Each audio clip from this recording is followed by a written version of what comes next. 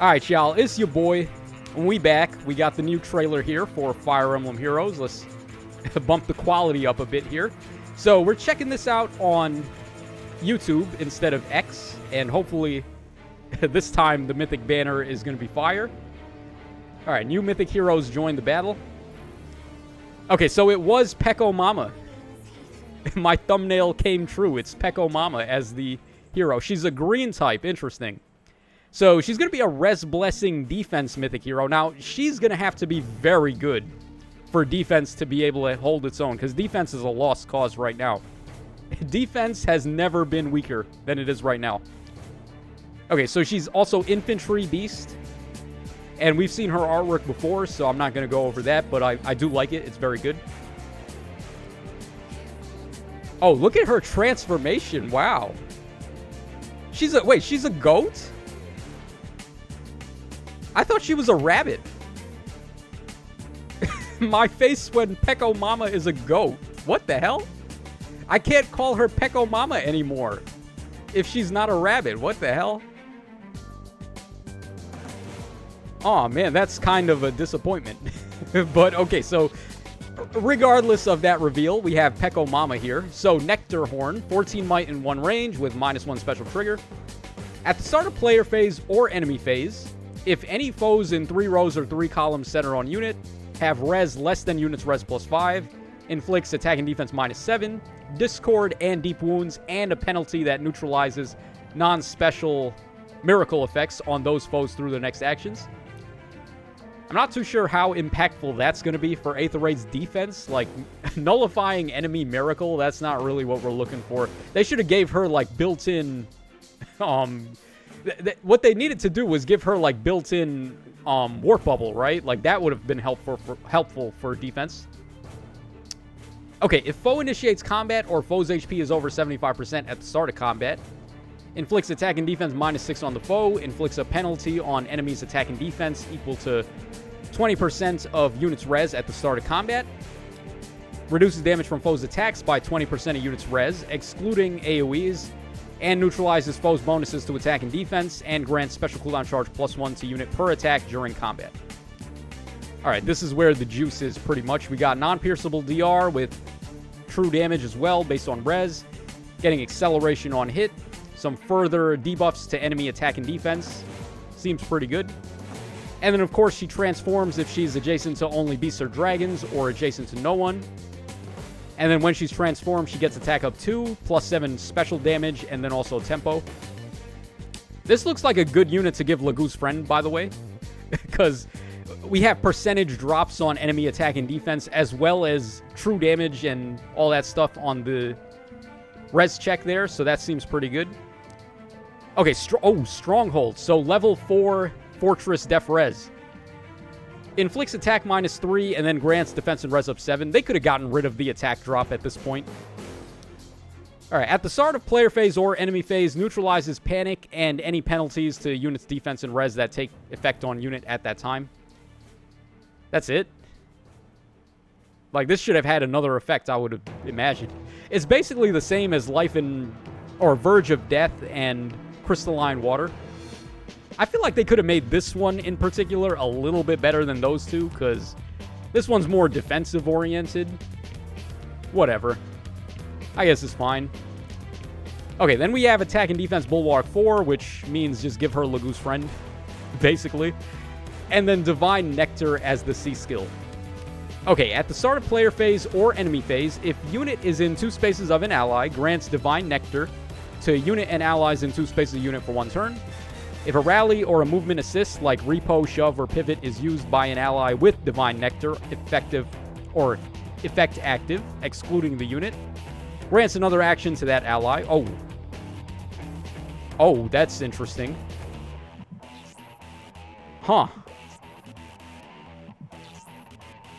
Maybe not so much for Aether Raid's defense, but, well, it can be very good there as well, because you can set up a rally trap, but everywhere that's going to be good. Then also, if unit is in 3 spaces of an ally, inflicts attack and defense -5 on the foe, and inflicts guard on the foe per attack during combat. And then Divine Nectar also neutralizes deep wounds in combat, Why do we need to, like, what the hell did Fatal Smoke ever do to deserve this? It had one moment in the spotlight, and then they released Breath of Life 4, and now they do this. Like, what is even the point of Fatal Smoke 4 anymore? Recover 20 HP to unit as units combat... Oh my god, really?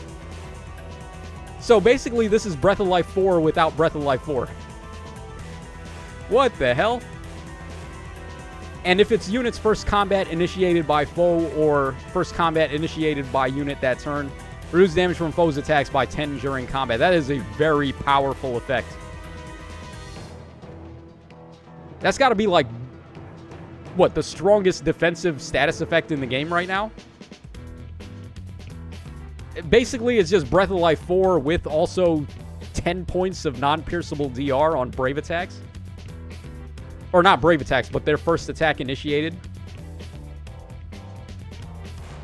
Actually, no, it's not even the first attack. It's just the first combat. So this would include Brave attacks. This would include follow-up attacks. Like everything. Outside of AoE specials. That's... Wow. Okay. Alright, I see you, Pekomama. That's a very good C skill. Her nectar heals illness and poison. Alright, so they're showing her off against Summer Gulveg, which is good, because Summer Gulveg is a massive threat on Aether Raid's offense.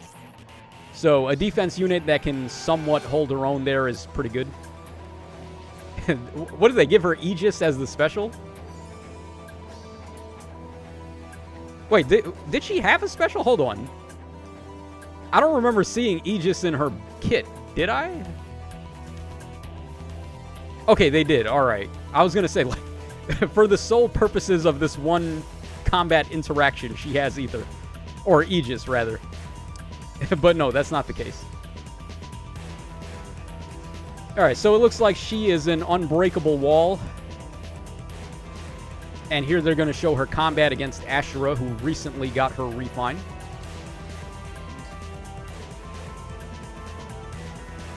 Oh. Wait, so it is a double Mythic Hero banner. What the hell? All right, so we're getting Deer Dude as well. Oh, man, this is...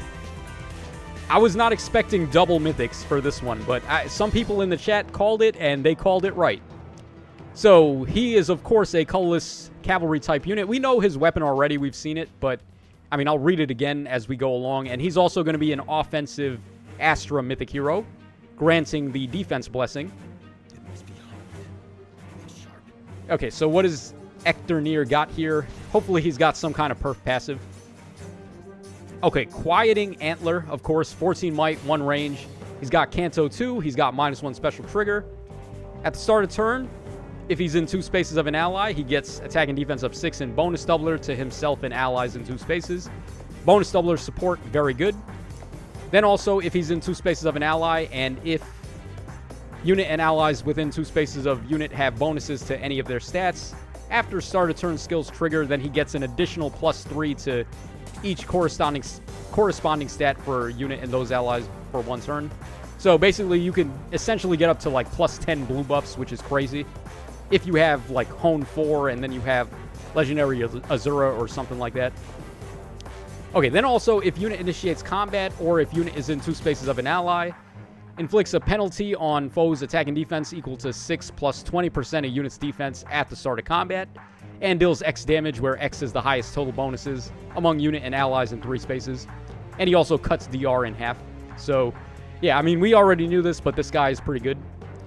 And then at the start of turn, if he's adjacent to nobody or only beasts and dragons, he transforms, gives himself attack up 2, and then attack and defense -Y on the foe, where Y is the number of spaces from starting to ending position of whoever moved +3 with a max of 6.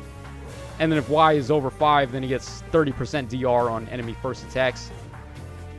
Okay, Fierce Beast. Brand new special here, 2 hits. Boost special damage by X% of unit's attack when special triggers, and if transformed, X is 25, otherwise it's 20. And if special triggers, neutralizes foes' bonuses or neutralizes foes' DR effects from non-special skills. This is inheritable. This looks inheritable. It's basically just beast type close, not close quarter. What is it called again? No quarter? Yeah, this is beast type near I can't even when I know what it's called. No quarter. Beast type, no quarter. That's what that is. Okay, attack and defense excel. Very good. I mean, this is something we've been needing for a lot of these player phase initiators. So, nice to get another excel skill in there. So, he does have a unique beast skill, Divine Strength. Removes the condition to transform. And then also at the start of turn. Or after start of turn, effects trigger on player phase or enemy phase. Neutralize any penalty on unit. Does not apply the penalty effects that are applied at the same time. Oh. So he just cleanses himself, basically. Then inflicts attack and defense -5 on the foe, and unit makes a guaranteed follow-up and recovers 7 HP after combat. And if unit's attack at the start of combat is better than foe's attack at the start of combat, -5. Inflicts attack and defense -6 on the foe in combat. And if unit's defense is at the start of combat better than foe's defense at the start of combat, -5, then inflict another attack and defense -6 on the foe. Yeah, wow. What is this? Just from his beast skill alone, what is this? -17 attack and defense on the enemy. And then he's got like super bonus doubler where he's giving +3 to the blue bonus. This guy is pretty cracked, ain't he? What the hell? Alright, then he also has Beast Threaten. Very good skill, but I mean, there's not very many good beast units in the game, so I mean, they're fixing that by giving us this guy, right? Yeah, this banner seems pretty good. Both of these units seem pretty good.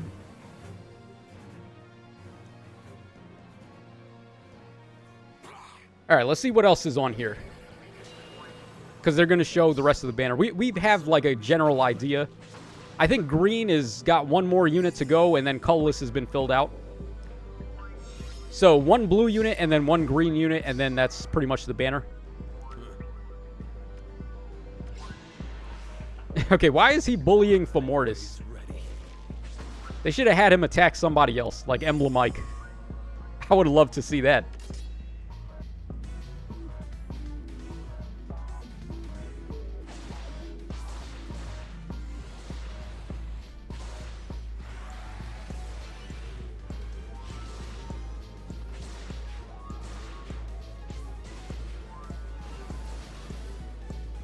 Okay, so basically, the two special units are Attuned Azura and then also Mozu. Those are going to be the two heroes we didn't know about. I'll read them off again, though, because this is a video, not the live stream where I talked about the hero tracker. So, on colorless, we've got Eikpyrnir, we have Loki, and then we also have Legendary Male Lear. Very good colorless pool, honestly. All three of them are very good. Then on green, we have Heidrun, and then we have Attuned Azura, and also Legendary Camilla. Another good pool. Green is pretty good. And then on blue, we've got Legendary Deirdre, we have Legendary Sheeta and Mozu. And then on red, we've got Legendary Nana, Legendary Alincia, and Kvassar. Yeah, red is an RIP. Blue is okay. It's not, like, awful, but you probably should just... Oh, wait. Wasn't it supposed to be Attuned Sheeta? I guess it was Legendary Sheeta. My bad. I thought it was Attuned Sheeta. No, so it's Legendary Sheeta. So that means blue is kind of bad as well. So basically just focus on colorless and green if you're summoning. I think Heidrun is pretty good. I don't know if she's what we need for Aether Raid's defense right now, but she's definitely helpful. And, of course, her status effect, being basically like a souped-up Breath of Life, is going to be very helpful. So your far-save tanks are going to be harder to get rid of. Like your far-save and near-save units, they can get more protection. And then she's giving a start-of-turn effect as well. She gives, or not just a start-of-turn effect, but she turns everyone into Robin, basically, like Duo Robin, where after a movement or rally assist is used, they can move again. Or is that only to her? Who is that for? Where was that effect? Was that on... Hold on. I'm pretty sure she did that, right? Where is that? Okay, it's in the C skill, so that's part of her Divine Nectar effect. Yeah, she seems pretty good. I don't know if she's saving defense, but she's pretty good. Like, it's just... You got to understand, defense is so far behind offense right now that... We would need like 10 other units as good as this on defense to finally have defense compete. But it's a step in the right direction. And then for offense, this guy, he seems pretty good as well. He's got the support where he's giving bonus doubler and then +3 blue bonuses. And then he's also a pretty good offensive unit himself. He's got nice fodder with Fierce Beasts. So, yeah. I mean, if you're going to be summoning on this banner, I would say knock yourself out. I'm probably not going to summon, though. I'm probably going to skip. I would like to get Pekomama, though. I think I want to get... I would like to get her, but I don't think I'm going to. I don't have any orbs right now, so I'm just going to have to skip. So that's going to wrap us up for this video, guys. Hope y'all enjoyed the coverage on this double mythic banner. And if you're summoning, then best of luck to you. We should be getting the data mines tomorrow in the meantime of the maintenance that they're going to be doing. So look forward to that. And I will catch you guys again on the flip side.